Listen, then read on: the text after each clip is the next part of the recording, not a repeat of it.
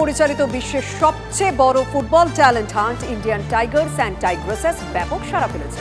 আজ জানা যাক এই প্রতিযোগিতায় নির্বাচন প্রক্রিয়া কি হবে। ফুটবলের জাদু ছড়িয়ে দিতে ভারত প্রস্তুত।